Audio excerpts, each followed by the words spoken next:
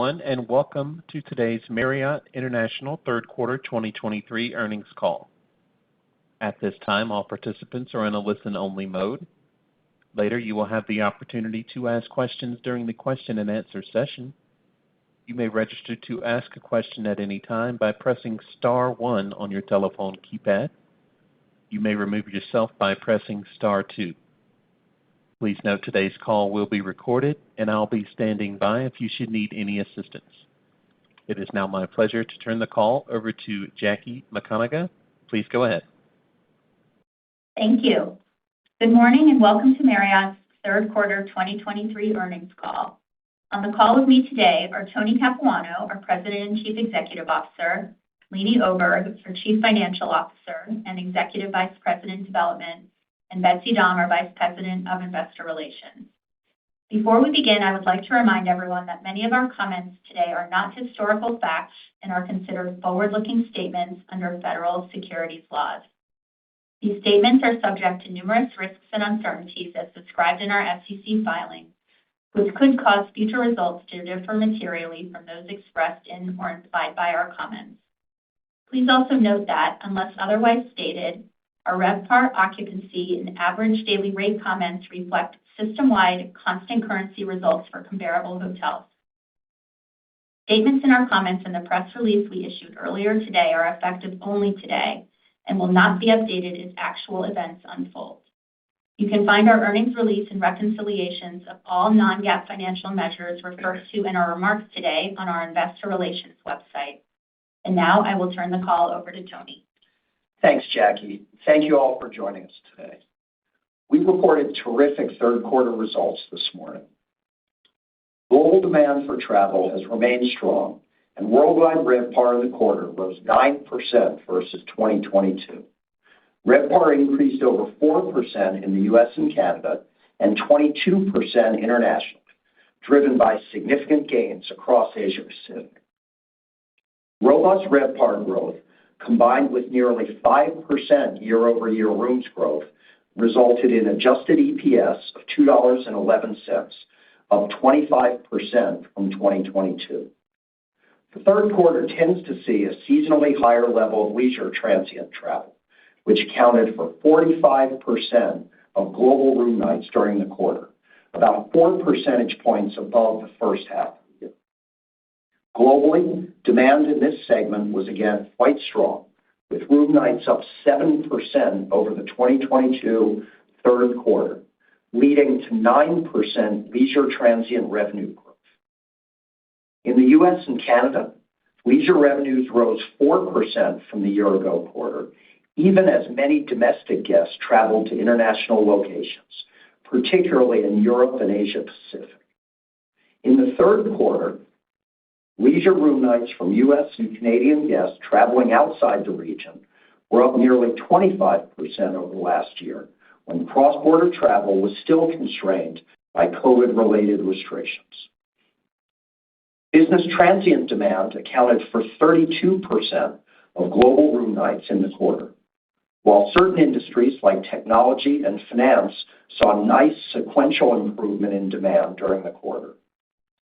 The overall growth for the segment remains slow and steady, with business transient revenues rising 4% versus 2022 in the U.S. and Canada. Global group room night share stood at 23% in the third quarter. Compared to the year-ago quarter, group revenues rose 9% globally and 5% in the U.S. and Canada. The performance of group coming out of the pandemic has been remarkable, and the segment is expected to continue to be a meaningful driver of revenue growth going forward. In the U.S. and Canada, fourth quarter 2023 group revenues were pacing up 12% year-over-year at the end of September, leading to full-year group revenue pacing up 19%. Of course, we have the most visibility into group, given the longer booking windows. We're very pleased that as of the end of the third quarter, U.S. and Canada group revenue on the books for 2024 were pacing up 14% versus 2023, driven by a 9% rise in room nights and a 5% increase in average rate. Cross-border travel continued to strengthen, helping drive RevPAR growth in the third quarter. Asia Pacific again saw the most meaningful quarterly increase in international visitors, aided by global events like the Women's World Cup and improved airlift. The percent of global room nights from cross-border guests was about 1 percentage point below 2019 levels of approximately 20%. The most upside is still expected to come in Asia Pacific as international airlift to China improves. International airlift in Greater China was roughly 50% of 2019 capacity at the end of the third quarter and is expected to improve to around 60% by the end of the year. Turning to our powerful Bonvoy loyalty program, we remain focused on driving membership and fostering engagement with our 192 million members. Through our multi-year company-wide digital and technology transformation, we are increasingly leveraging the power of our more modern platform to create more seamless, engaging digital experiences for our members. Adoption of our Marriott Bonvoy mobile app, which has become the channel of choice for the majority of our elite members, continues to grow, with third-quarter app downloads increasing 19% versus the same quarter last year. We also continue to drive engagement through our Bonvoy collaborations, including Uber, Eat Around Town, and our co-branded credit cards, which are currently in 11 countries. We're very excited about the opportunities our Bonvoy customers will receive from our MGM strategic licensing arrangement, which is now expected to launch in early 2024. As we think about our net rooms growth, full-year 2023 growth is now expected to be 4.2% to 4.5%, higher than our previous expectation, excluding the additional 37,000 MGM rooms. The MGM timing shift does not impact the three-year net rooms growth CAGR of 5% to 5.5% through 2025 that we laid out in our financial model at our September Analyst Day. We are pleased that over the next few years, our net rooms growth is anticipated to be squarely in the mid-single-digit range. During the quarter, our pipeline reached a new record high of nearly 557,000 rooms, a record even excluding the MGM rooms. Strong interest in conversions continues, including multi-unit opportunities. Conversions represented 20% of signings and nearly 30% of openings in the quarter. As we outlined in our Analyst Day, we are very excited about the global opportunity for midscale. We have real momentum with the City Express brand in CALA, Four Points Express in Europe, and Studio Res in the U.S., with terrific interest across the development community. We already have 10 signed letters of intent for City Express in CALA, 9 of which are in new countries for the brand, 4 signed deals for Four Points Express in Turkey and in London, and we're in numerous additional discussions for both brands. And while we just recently issued the franchise disclosure documents for Studio Res, we are already in talks for deals in over 300 markets across the U.S. We expect there will be shovels in the ground for Studio Res projects in the next few months. As a global company, we are keenly aware that we are living in a time of heightened geopolitical tension. We are heartbroken by the devastating loss of so many innocent lives in the Israel-Hamas conflict. Our thoughts are with everyone impacted by this tragic war, as well as the ongoing war in Ukraine, and we remain hopeful for peace. I will now turn the call over to Leeny to discuss our financial results in more detail. Thank you, Tony. Our strong third-quarter results reflect solid momentum in our business around the world and came in ahead of our expectations. As Tony noted, worldwide RevPAR grew 9% above the top end of our guidance, led by meaningful gains in Asia Pacific. Global occupancy in the quarter reached 72%, 3 percentage points higher than a year ago, and global ADR continued to rise, growing 4%. Total company gross fee revenues totaled $1.2 billion, in line with our guidance, and 13% above the prior year quarter. Fees would have been higher given our RevPAR performance, but for the negative impact of the wildfires in Maui, which primarily affected our IMFs. Total IMFs still grew meaningfully, rising 35% to $143 million in the quarter. International IMFs rose nearly 60%, benefiting from another quarter of significant RevPAR increases in Asia Pacific. Our non-RevPAR-related franchise fees grew 8% to $208 million, boosted by another strong quarter for our co-brand credit cards, partially offset by lower residential branding fees. Co-brand credit card fees rose 11% in the quarter, driven by another quarter of robust global card spend and new card acquisitions. Our owned lease and other revenue, net of direct expenses, reached $70 million in the quarter, given continued improved performance at our owned and leased hotels. With the operating leverage inherent in our business, adjusted EBITDA rose 16% to $1.14 billion. After another quarter of meaningful share buybacks, diluted adjusted EPS grew 25% year-over-year to $2.11.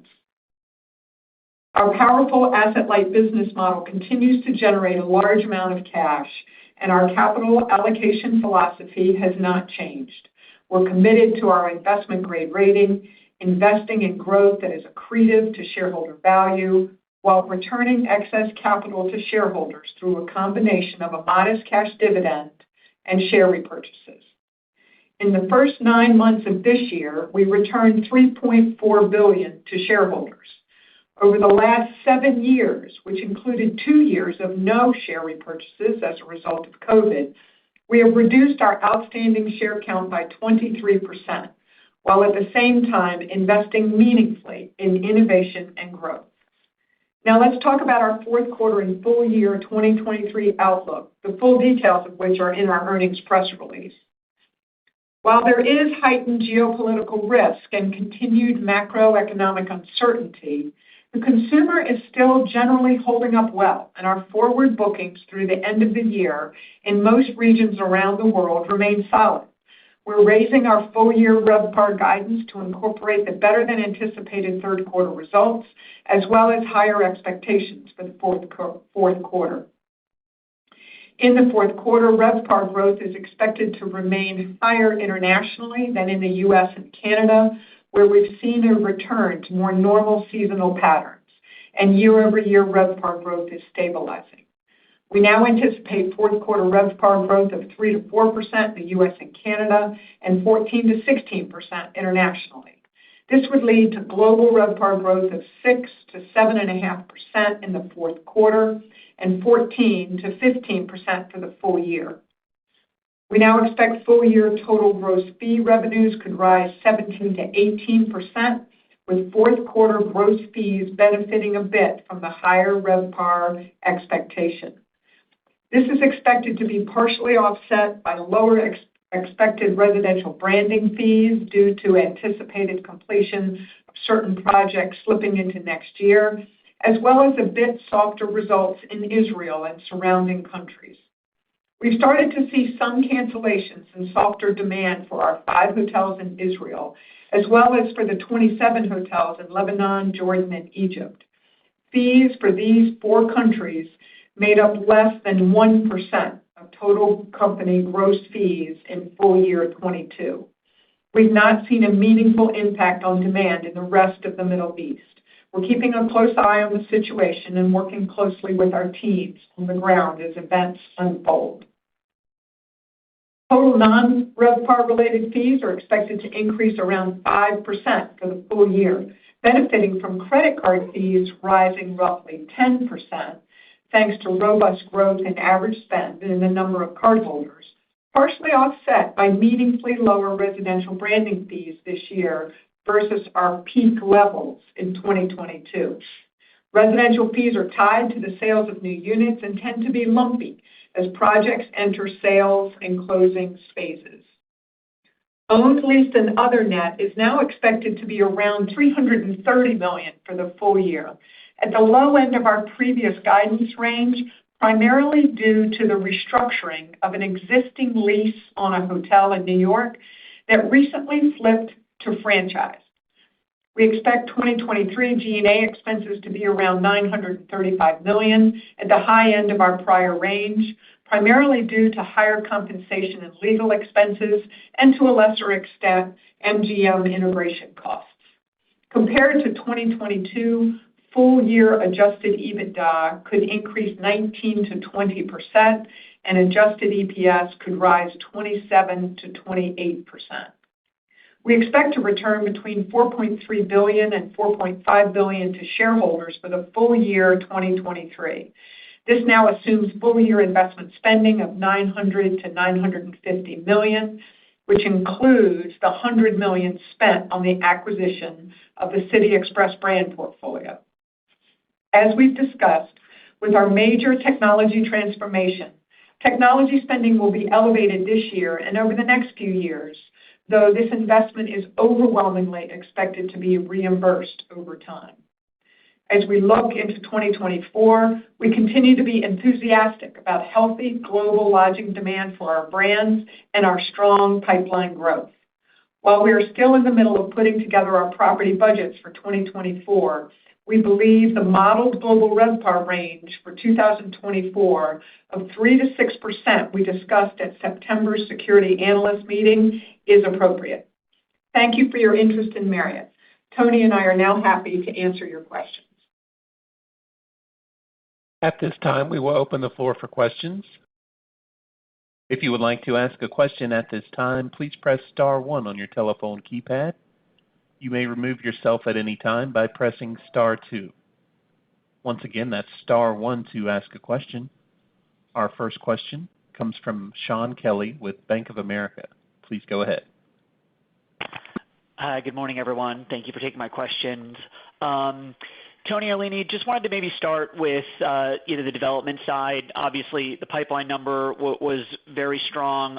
It did look like the in-construction number, I think, slipped very modestly, quarter on quarter. So could you maybe help, first of all, just comment big picture, Tony, on what you're seeing on the development side, particularly in the U.S., and then secondarily, just have any comments on how we should expect maybe that in-construction portion to evolve just as, again, the development environment kind of levels off here a little bit. Thank you. Sure. Sean, I'll try to talk maybe macro, and then I might ask Leeny to chime in with some perspective on the financing climate, particularly here in the U.S., and maybe some perspective on Europe, because those tend to be the two markets where our development partners rely most heavily on conventional debt financing and the markets where we're seeing the most constriction in the availability of financing for new construction. With that said, the ebb and flow of under construction is both good and bad, right? As hotels open, and we had a good quarter of openings, you see under construction hotels leave the pipeline because they enter the system as opening hotels, and that's good news for us. We have talked over the last couple quarters about, albeit a steady increase in the number of construction starts, which is good news for us, but that constriction in the debt markets that I talked about precluding us from getting back to where we were pre-pandemic in terms of the pace of new construction starts, particularly here in the U.S. At the same time, we are encouraged by the continued increase in the pace of conversion activity, both on individual conversions and portfolio conversions. And I think it's that increased pace coupled with a steady improvement in construction starts that gives us confidence in reaffirming the multi-year net unit growth numbers we shared with you last month during the Security Analyst Conference. And maybe with that, I'll ask Leeny to just give a little more color on the financing environment. Yeah, sure. So a couple of comments overall, Sean. One is just a reminder that the under construction component of our pipeline also very typically includes conversions that may be going through some element of renovation before they open. And so it's not quite the same as pre-COVID, which had a lower percentage of conversions for the company overall. So as we've talked about before, we would expect, for example, perhaps roughly 30% of the openings in 2024 to be from conversions, which means they can be in the pipeline a bit differently than the classic new build timing for being in the pipeline. So I think that the nature of the under construction pipeline could be perhaps a little bit different than pre-COVID.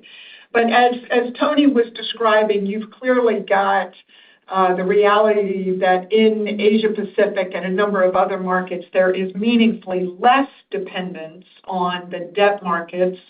And those markets are seeing much more stereotypical signings and progress into rooms under construction. While in the U.S., what you see is that there is clearly still an open financing market for strong brands, strong market locations, demonstrated developer success. And in those, we are absolutely continuing to see that the financing is happening and that the rooms are getting under construction. The main difference, I would say, is they're taking a bit longer to actually get under construction. But as we kind of look going forward, the ones that are getting under construction are moving forward and then opening right on time. So as Tony said, overall, we're pleased to see the net rooms growth, for example, that we actually raised a bit for 2023, reflecting continued strong demand for our brands and also rooms getting finished and open, as well as really strong signings going into the pipeline. So overall, we're actually quite pleased on the new rooms front. Thank you very much. Thank you. Our next question will come from Joe Greff with J.P. Morgan. Please go ahead.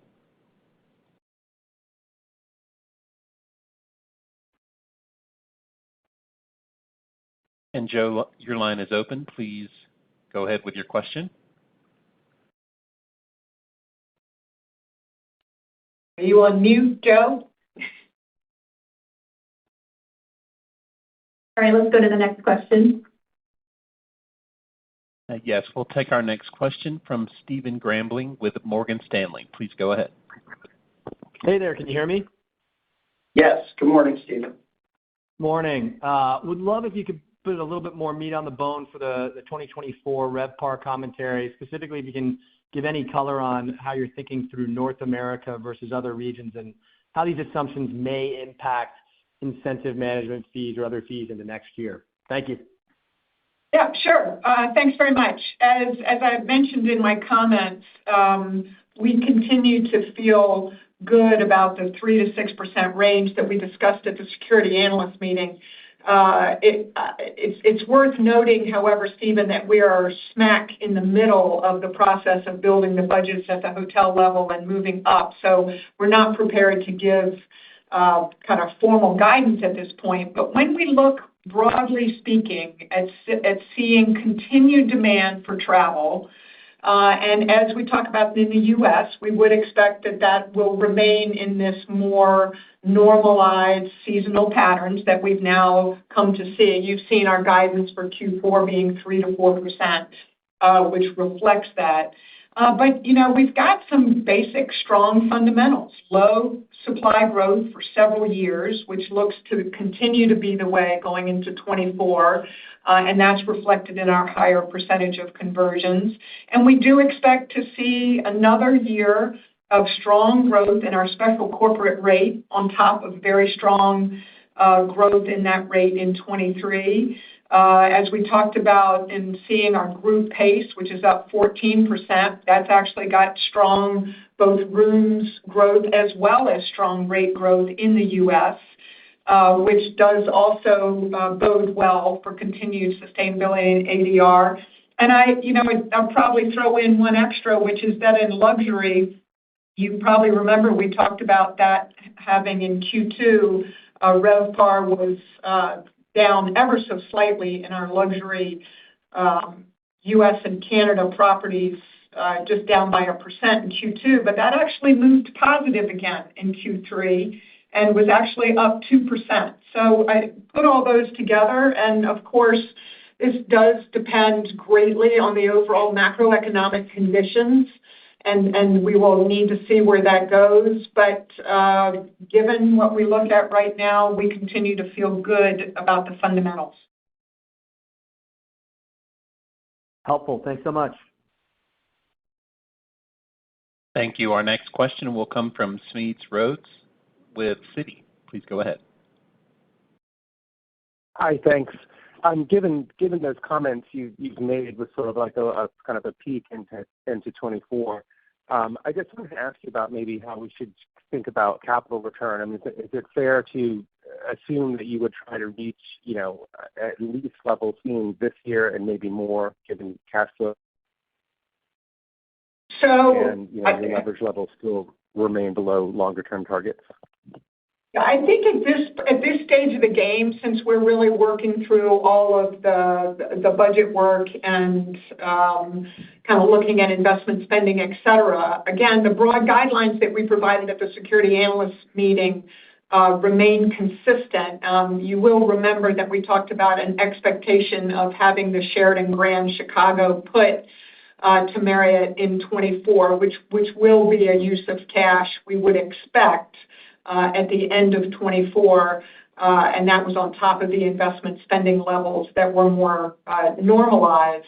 But I think the philosophy, Smedes, remains exactly the same, which is to say we do like where we are in terms of our credit ratios being at the lower end of our adjusted debt to adjusted EBITDAR, and would expect to remain in that territory given the various kind of uncertainties that are out there. But other than that, the basic equation that you have seen us use for quite a number of years, I would expect to be similar, which would then result in substantial amounts of capital being returned to our shareholders. Great. Okay. Thank you. Thank you. Our next question will come from David Katz with Jefferies. Please go ahead. Good morning, and thank you for taking my question early. I appreciate it.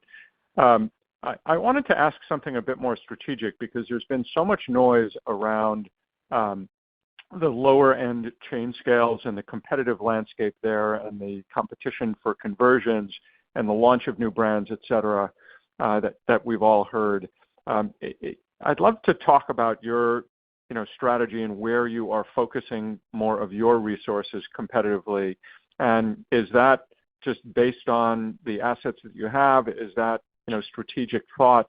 Where are you putting more of your attention into your growth? Yeah, great question. Maybe the way I would answer that is I like to describe those discussions as never being binary. We don't look at it and say, let's pivot our focus away from our luxury leadership, for instance, towards focus on mid-scale. They are not mutually exclusive. As I mentioned in my opening remarks, we are very excited about the early returns of the focused resources we've put against our entry into mid-scale. The fact that we're already seeing letters of intent signed for City Express, even in almost 10 new countries, that we've got signed deals very early in the launch of 4 Points Express, that we've got hundreds of identified markets for Studio Res, almost as the ink is drying on the FDD here in the U.S. And so that's extraordinarily exciting for us. But that does not require us to hit the pause button on extending our lead in the very valuable luxury segment. And so that's a long-winded way of saying our strategy is to continue to strengthen our leadership position in luxury and upper upscale while expanding our growth potential in a new segment for us, which is mid-scale. And so as we roll out mid-scale, you've got products like City Express, which I think at least initially will be largely new build. I think the same is true for Studio Res.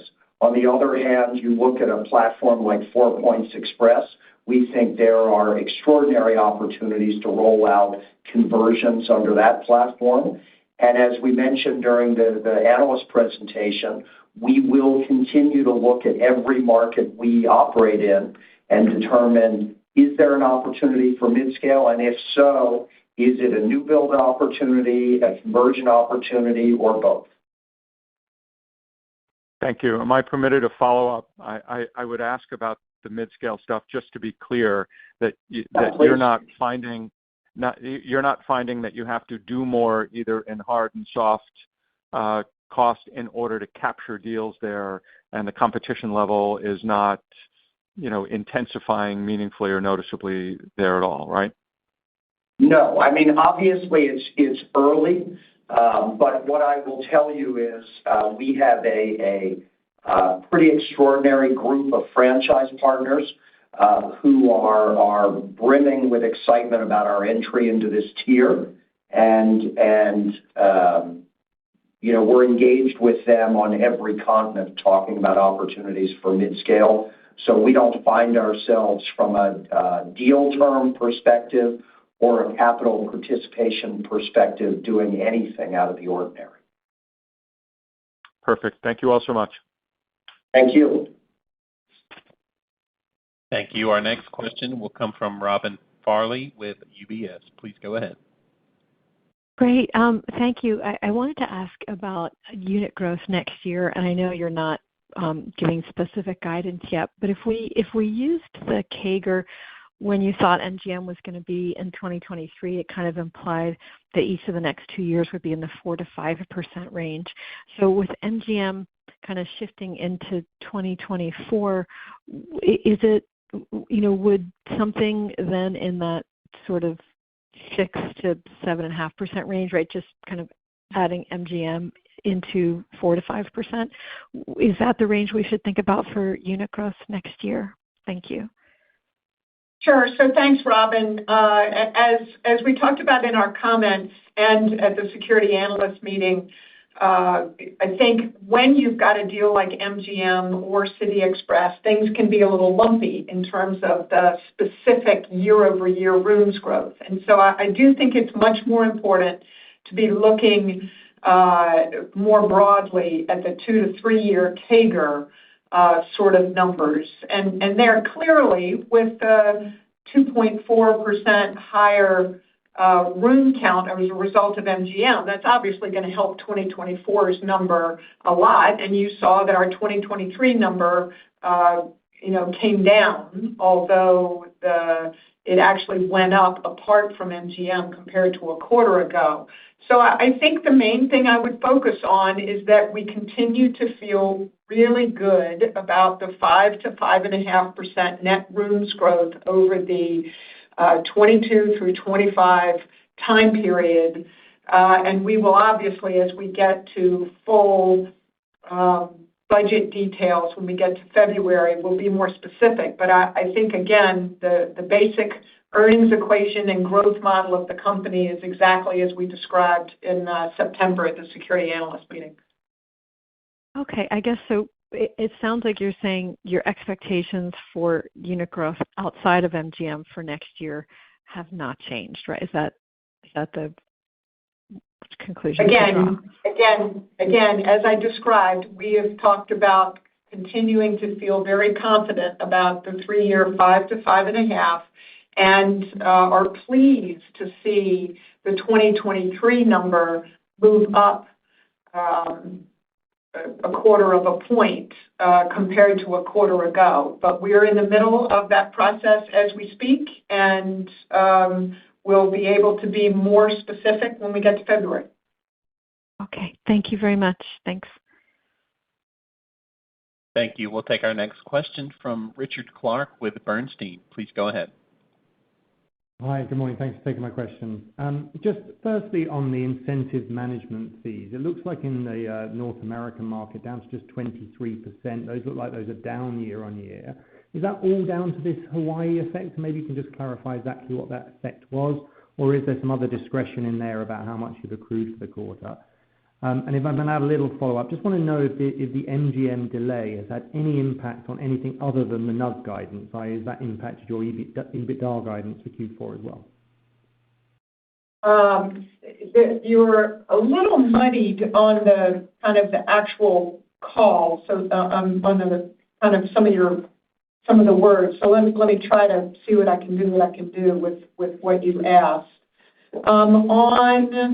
Let's just talk broadly speaking on IMFs, which is to say that overall for the company, we are up meaningfully in U.S. and Canada. Year-to-date, Q3, $194 million compared to $221 for the full year in 2022. So I would say we're going to end up higher and meaningfully higher than in 2019.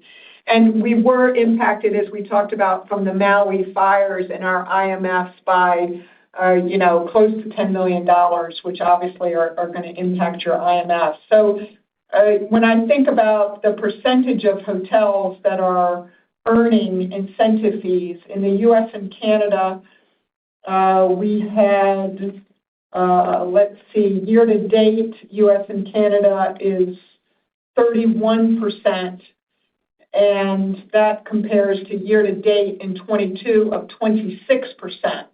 And so I think from that standpoint, we're really pleased with the margin work that's been done in the U.S. and frankly around the world. The only other thing I'll point out is that IMFs for the year at $537 million year-to-date are higher than IMFs for the full year in 2022 already, just through 3 quarters.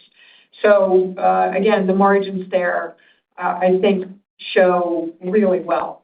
Was there a second question? Yeah, and then, Richard, I think on your second question, if I heard it right, the way you ought to think about the brief delay and the integration of MGM is the way you described it, if I can hear you clearly, which is that's principally an impact on the timing of the NUG impact. The impact on fees or EBITDA, if that was your question, is de minimis. That was my question. Thanks very much for clarifying. You're welcome. Thank you. Thank you. We'll take our next question from Chad Beynon with Macquarie. Please go ahead. Good morning. Thanks for taking my question. Just in terms of the group booking trends, I believe you said 9% for 24 in terms of the number of rooms. We're still trying to get a sense if some of the current and future bookings are deferred or catch up, or if this is becoming kind of the new norm, kind of the foundational level. So any color in terms of, multi-year bookings, maybe into 25, or if you've been able to kind of crack that code, if this is the new base level of group. Thanks. So I'll talk about a couple stats, and Tony may want to add anything kind of from a more broad perspective. Just one thing that's worth noting is that group is back to being about the same percentage of our business that it was pre-COVID. So very squarely, almost a quarter of the business is related to group. So I think you are seeing it normalizing there. And the numbers that we've talked about in U.S. and Canada of 14%, that's obviously on a business that is really settled down into more normal seasonal pattern rather than still having lots of revenge travel. I think one of the interesting things is while some of the special corporate business has not returned in exactly the same form that it was pre-COVID, I think there is also the reality that companies are recognizing the value of getting together and are doing it in groups. Maybe not in quite the same way they were doing some business transient. So when you look at the overall proportion of the business, it is really leisure and business transient that was swapped a little bit, while group remains quite consistent to the way it was pre-COVID. And maybe the only other color I would add, while it doesn't speak to 25, in my opening remarks, I talked about group revenue growth in the quarter, both globally and for the U.S. and Canada. And as Leeny and I have been traveling around the world, I mean, one of the things that's really encouraging is this continued forward booking strength we're seeing in group is not simply a U.S. and Canada phenomenon. We're seeing strong group pickup around the world. Thank you very much. Appreciate it. Of course. Thank you. Our next question comes from Michael Bellisario with Baird. Please go ahead. Thank you. Good morning. Morning.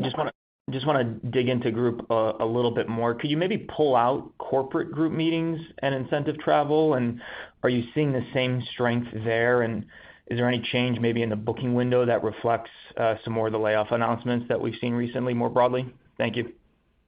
And no particular trends of notice relative to kind of your point about more kind of some trends in companies. We do have longer group booking windows overall, which reflect the fact that people are finding that the hotels are full and that they need to get their groups on the book. So that part remains consistent.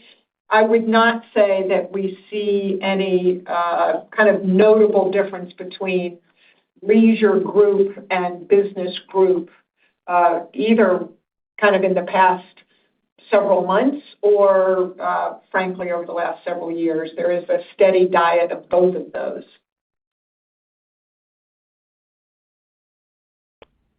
Thank you very much. Thank you. Our next question will come from Bill Crow with Raymond James. Please go ahead. Hey, good morning. Thanks. Tony, there's a difference between normalization in leisure demand and the consumer weakening. And I guess given your broad scope across price points and globally, where are you seeing the consumer weaken? Well, on a macro basis, the consumer we continue to see fairly consistent strength in the consumer. We've seen a little bit of trade down. We obviously compete across price points. But as Leeny pointed out in response to one of the earlier questions, in the third quarter, we saw some strength in rate in the luxury tier, which suggests that maybe that's an ebb and flow as opposed to a multi-quarter trend. We do think there is a value-driven consumer that perhaps we were not capturing before, which is one of the reasons we're so enthusiastic about entering the mid-scale tier for the first time. We think that's a segment of the traveling public that perhaps we had been priced out of capturing fully in the past. But beyond that, we continue to see strength really across the consumer.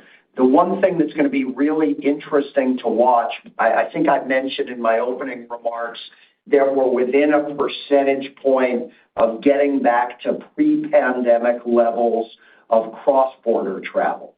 And you'll recall we had lots of good conversations back and forth in 2019 about emerging middle classes in markets around the world and their appetite for cross-border travel. Much of the recovery we've seen in international markets has been on the shoulders of domestic demand. And as international airlift recovers, one of the things we're watching closely is how strong is that middle-class consumer and how strong has their appetite for cross-border travel recovered. I realize that's a bit of a rambling answer, but we're watching the strength of the consumer around the world, and most of what we're seeing is either encouraging or wait and see. And I think wait and see applies to that cross-border question, but the early returns are encouraging. The only thing I would add is this trend around experiences versus goods, which we continue to see a really positive element of demand. So whether it is for music concerts or professional sports games or for youth athletics or all of those pieces of people's lives, that continues to be a great driver of demand for travel. and really is quite global. So again, kind of a realization on the part of people that travel is a fundamental part of life and one that is very much appreciated. And Bill, just to build on that point, as we talk to our credit card partners who obviously have rich consumer spending data, the trend that Leeny just described was much more prevalent in the younger generations pre-pandemic. When you look at current credit card spending data, it appears that that's a trend that really spans generations now, which is obviously great news for our business. Great. Thank you very much. Thank you. Our next question comes from Connor Cunningham with Melius Research. Please go ahead. Hi, everyone. Thank you. I just wanted to talk a little bit about your expectation for a recovery in large managed corporate. You know, you talked about solid gains in lagging industries in the third quarter. Just curious on how your long-term expectation has changed on large managed. Like, I realize that small and medium has been quite strong, but is a full recovery in large managed still possible at this point? Thank you. Yeah, so we've had a version of this conversation in the past. It often starts with a question, do you think business travel is permanently impaired? And I'll give you a version of the answer I've given in the past, which is I absolutely don't think travel is permanently impaired. I just think it's going to look a little different. The small and medium we've talked about ad nauseum, that has been recovered now for a number of quarters and continues to show strength. There are a number of factors that are impacting some of the big corporates, whether that be concerns they have about macroeconomic conditions, whether that be sustainability goals that they've set for themselves, whatever it might be, it is having some impact on the pace at which their travel volumes recover. But we're seeing offsets to that impact on the strengths that you heard Leeny describe in group. We're also seeing offsets in the amount of blended travel that's driving, for instance, the extraordinary recovery we saw on Sundays and Thursdays. And so I think that the day of the week looks a little different, the segments look a little different, but the overall volumes are quite encouraging. Okay, appreciate it. Thank you. Sure. Thank you. Our next question comes from Meredith Jensen with HSBC. Good morning. I was wondering if you could discuss a little bit about partnerships like Rappi and if that kind of collaboration might be a model for additional partnerships that we'll see going forward, and any color you could give to that and how that might compare to others. Thanks. Yeah, great question. The short answer is I hope so. Bonvoy is such an extraordinarily powerful platform for us. It's a platform that strengthens the connectivity to our guests, ties together the breadth of our brand portfolio, and partnerships like Rappi give us greater stickiness with the platform and allow us to connect more deeply in the case of Rappi in markets like Latin America. They have to make sense for both sides to be obvious, but Bonvoy gives us a terrific opportunity to explore, create, and take advantage of those sorts of partnerships. And so we will absolutely continue to look for those sorts of opportunities. Great. Thank you. Welcome. Thank you. At this time, we have no further questions in queue. I'll now turn the call back over to Tony Capuano to close us out. Please go ahead. Great. Well, thank you again for all your interest and great questions this morning. We appreciate your continued interest in Marriott and look forward to seeing you on the road. Have a great afternoon. This does conclude today's call. We thank you for your participation. You may disconnect at any time.